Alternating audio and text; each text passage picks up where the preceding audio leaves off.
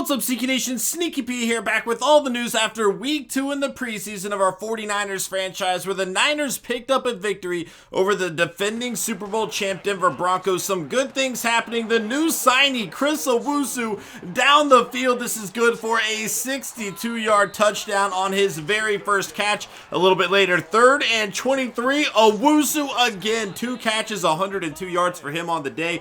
Definitely looking like a good pickup. Sean Drone fighting for that backup running spot, having some big plays as well for this 49ers team on the left side here past the 40. He is going to take this one down to about the 32-yard line and then finding his way into the end zone for the touchdown.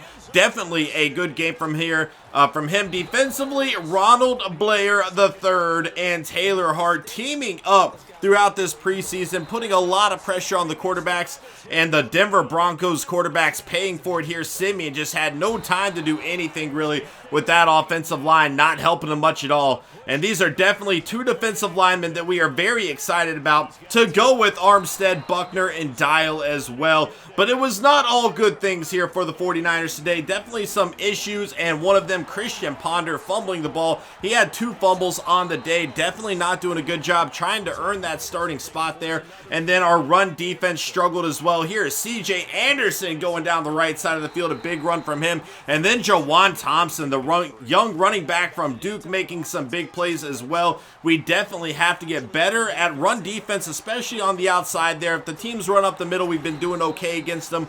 But obviously some struggles there. And then here is Kaepernick throwing an interception. This is Bradley Roby making the play.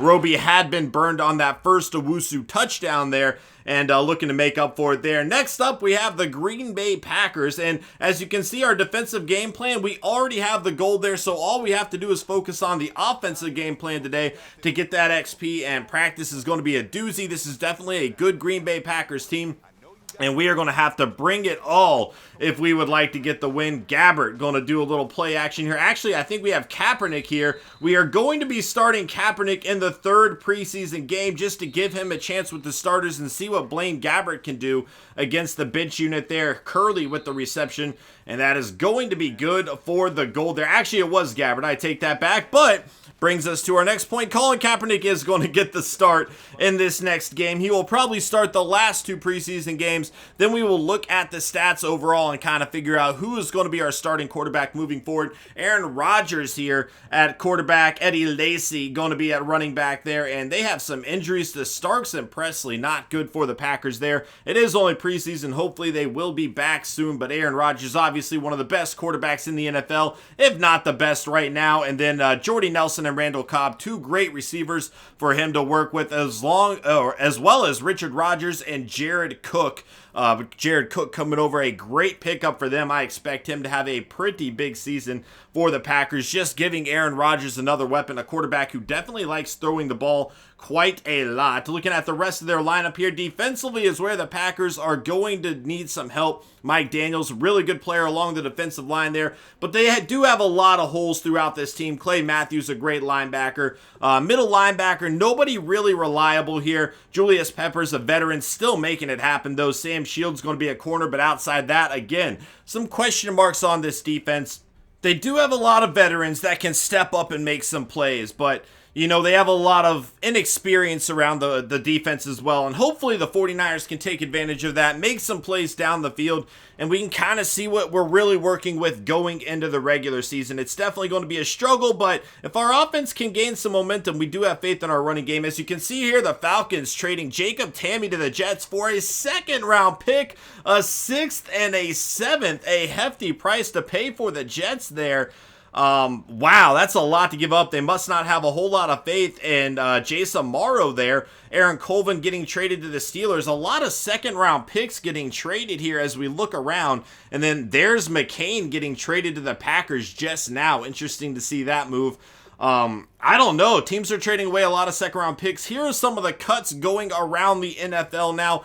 We are currently in a position where we don't have a lot of room to make some roster moves in terms of cutting players and signing players.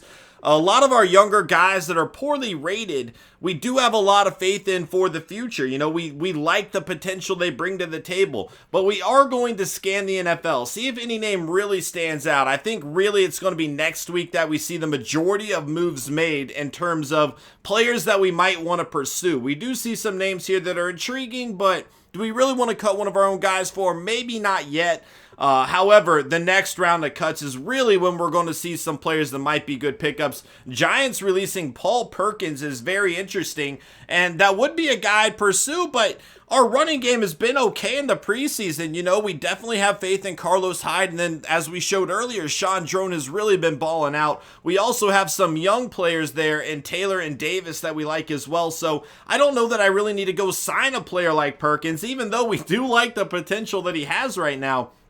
And that's kind of the case with other positions too. You know, we're looking around, we're seeing some names released that we might have interest in, but do we really want to cut one of our own guys for them? I don't know that we're at that point yet. Next week, it might be a different story. We'll have to kind of see how it goes, but it should be interesting, guys. Thank y'all so much for watching this video. I really do appreciate it. I hope you guys like the new format I am doing with the news videos. If you do, I'll keep it up. If not, we can go back to the old way. We're definitely going to be exploring the NFL in a whole new light this season, though, and I hope you guys are looking forward to that. Thank you so much for watching, and I'll see you next time. Later.